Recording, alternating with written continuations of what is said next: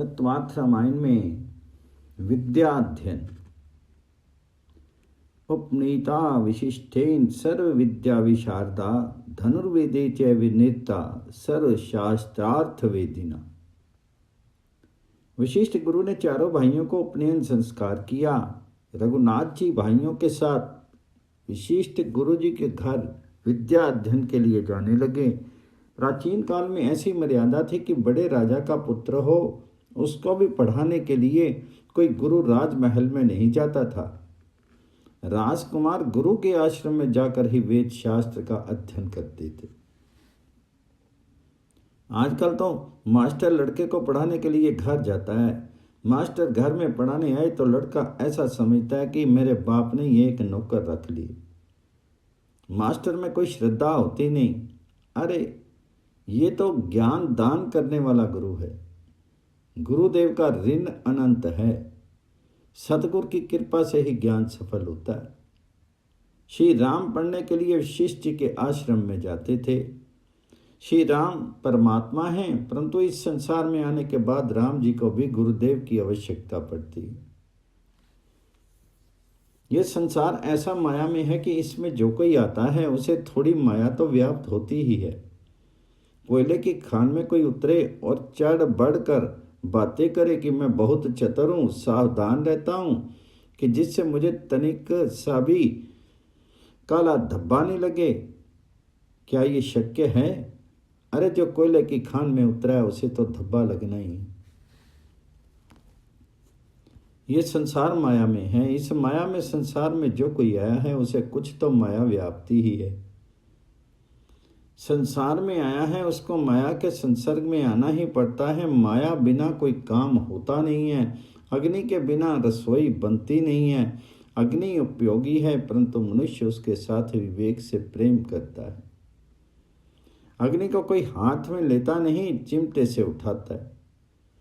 माया को पकड़ना होता है परंतु उसे अग्नि की तरह पकड़ना चाहिए। उसे विवेक रूपी संडसी से पकड़ो। संसार में माया का उपयोग भले ही करो परंतु माया के गुलाम मत बनो।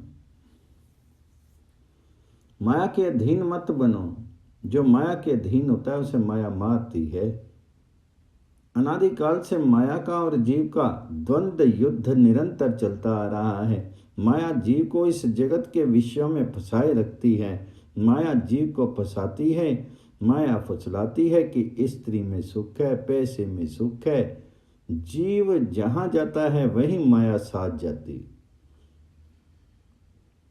जीव माया में मिल जाता है। माया जीव को ईश्वर के पास जाने देती नहीं है। जो ईश्वर के पीछे पड़ता है वह माया को दूर कर सकता है। माया अति दुष्टर है। जिसको माया से तरने की इच्छा हो उसे प्रत्येक इंद्रिय से ब्रह्मचर्य का पालन एवं नियम से एकांत में बैठ करके ईश्वर का ध्यान करना चाहिए। माया से तरने की इच्छा हो उसे स्वतंत्र नहीं रहना चाहिए। किसी योग्य गुरु की शरण में जाना चाहिए। किसी संत के चरणों का आश्रय लेना, संत की आज्ञा में रहना, संत की आज्ञा के अनुसार साधन करना चाहिए। माया से बचना हो तो सदगुरु की शरण में जाना अत्यंत आवश्यक है। माया दीपक नर पतंग भ्रमी भ्रमी इवे पड़ंत कहे कबीर गुर ज्ञान ते एक आद उबरंत।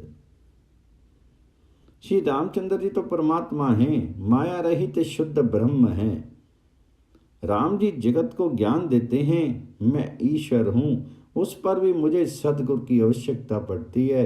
आजकल तो बहुत से लोग आराम कुर्सी पर पड़े पड़े पुस्तकें पढ़कर ही ज्ञानी हो जाते हैं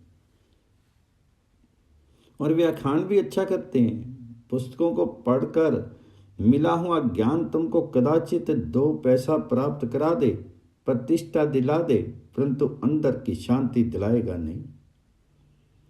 पुस्तकें पढ़ करके मिला हुआ ज्ञान भूल जाता है। 6-8 महीने कोई नहीं पढ़े तो धीरे धीरे उसको भूलने लग जाता है। पुस्तकों से मिला हुआ ज्ञान पुस्तकों में ही रहता है, मस्तक में नहीं आता, और आ भी जाए तो ठहरता नहीं। परमात्मा की कृपा से जिसको ज्ञान मिला है वह ज्ञान भूलता नहीं। जिसको सदगुरु का आशीर्वाद मिला है जिसने सद्गुरु की सेवा की है उसका ज्ञान स्थायी होता है। गुरुदेव के आशीर्वाद से ज्ञान में स्थिरता आती है। ज्ञान मिलना बहुत कठिन नहीं, अपितु ज्ञान का स्थिर रहना बहुत कठिन है। मनुष्य मूर्ख नहीं, परंतु मनुष्य का ज्ञान स्थिर रहता ही नहीं।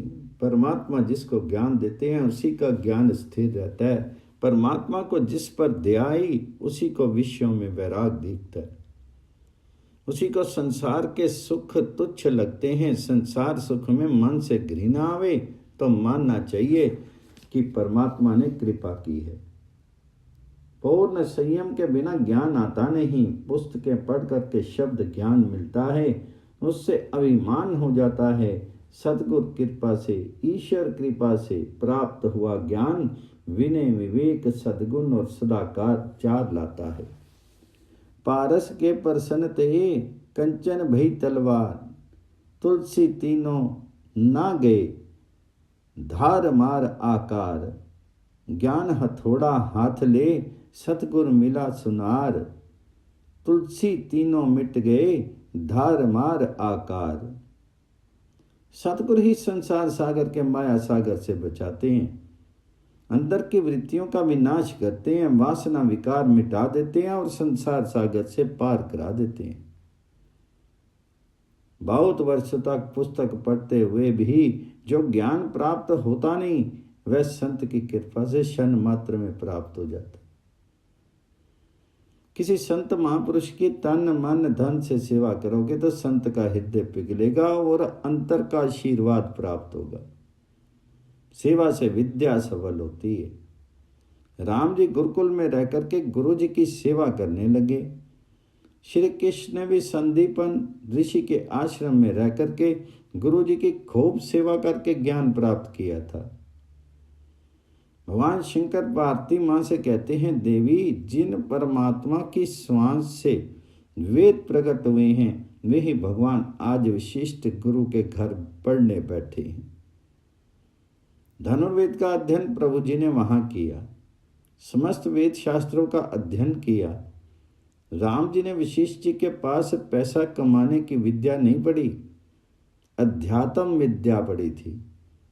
आत्मा का स्वरूप क्या है, परमात्मा क्या है, कैसा है, आत्मा परमात्मा का संबंध क्या है, ये जगत क्या है, जीवन क्या है, जीवन का लक्ष्य क्या है, इस अध्यात्म विद्या का राम जी ने अध्ययन किया था। आजकल अधिकतर स्कूल कॉलेजों में पैसा कमाने की ही विद्या पढ़ाई जाती है। जीवन में पैसे की आवश्यकता है, परंतु पैसा मुख्य नहीं, परमात्मा मुख्य है। अपने ऋषियों ने धन को साधन माना है, साध्य नहीं। पैसा कमाने की विद्या तो वैश्या को भी आती है, वैश्या भी पर्याप्त धन कमाती है। पर धन पर मन हरन को वैश्या बड़ी परवीन, तुलसी सोई चतुरता राम चरण लवलीन। पैसा कमाने की विद्या कोई विद्या नहीं है, अध्यात्म विद्या ही विद्या है। संसार बंधन में से छुड़ाने वाली विद्या ही सच्ची विद्या है। आजकल ज्ञान तो बहुत बड़ा है, परंतु ज्ञान का उपयोग छल कपट करने में ही होता है।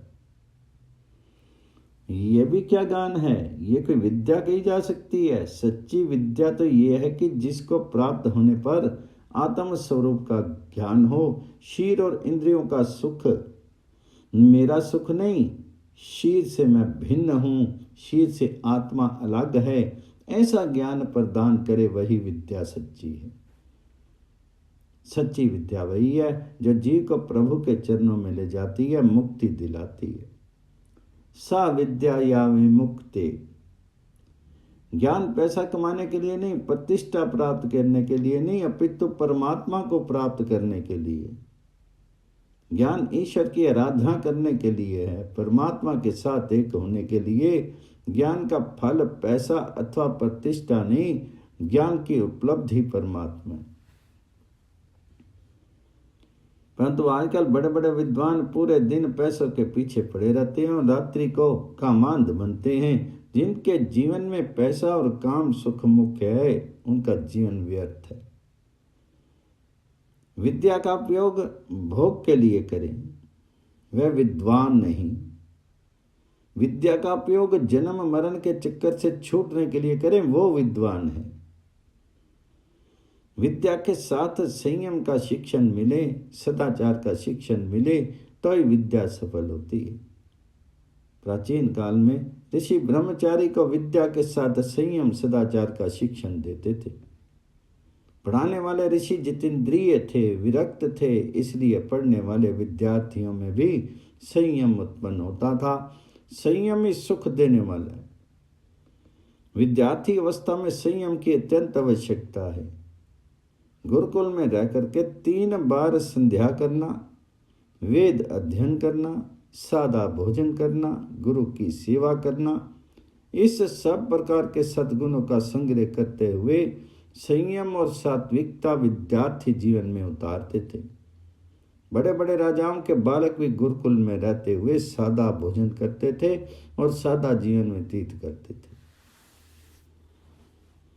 गुरु के संस्कार विद्यार्थियों में आते हैं। आजकल पढ़ाने वाले शिक्षक आचार्य विलासी होते हैं, इसलिए पढ़ने वाले विद्यार्थी विलासी बनते हैं। डिग्री मिले, इससे गुरु होने का अधिकार मिल नहीं जाता। विलासी जीवन बिताए और वह शांकर भाष्य पढ़ाए, उसका कोई अर्थ नहीं। गृहस्थ आश्रमी विलासी जीवन व्यतीत करे, वह क्षम्य है, परंतु विद्यार्थी विलासी जीवन बिताए, वह बिल्कुल क्षम्य नहीं है। विद्यार्थी विलास में फंसे तो विद्या का नाश हो जाता है। भारत में जब तक ब्रह्मचर्य आश्रम था तब तक भारत भूमि दिव्य थी। ब्रह्मचर्य की प्रथा छिन्न भिन्न हुई, तब से अपने देश की दशा बिगड़ने लगी। एक साधु ने हमसे कहा, अपने भारत की दशा कहाँ से बिगड़ी? इस देश में सिनेमा रेडियो आए, तब से भारत की दशा बहुत ही बिगड़ने लगी।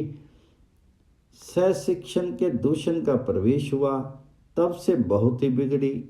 लड़के लड़कियां एक साथ पढ़े और संयम रखे, ये कठिन है। शास्त्र में लिखा है कि स्त्री का शीर अग्नि के समान है और पुरुष का शीर घी से भरा हुआ घड़ा है। तनु अग्नि पर दाना नाम घृत कुंभ में पुमान। शास्त्र अग्नि के पास ही रखोगे तो पिघलेगा ही। इसलिए ब्रह्मचारी स्त्री का स्पर्श नहीं करे, स्त्री का चित्र भी नहीं देखे, श्रृंगार के गीत सुने नहीं और गाए भी नहीं। क्रम से संयम का पालन करे। श्री रामचंद्र जी ने पूर्ण संयम का पालन किया। छोटी अवस्था में, थोड़े समय में ही उन्होंने वेद अभ्यास में निपुणता प्राप्त कर ली। विद्या अध्ययन के उपरांत श्री रामचंद्र जी पिता की आज्ञा लेकर के तीर्थ यात्रा करने गए। वहां से लौटने के पश्चात उनके मन में उदासी छा गई। भगवान जी की ये लीला थी। परमात्मा को इसके द्वारा जगत को वैराग्य या उपदेश दिलाने की इच्छा थी। राम जी उपदेश देते हैं आचरण से। वे बहुत बोलते नहीं, परंतु आचरण करके बताते हैं।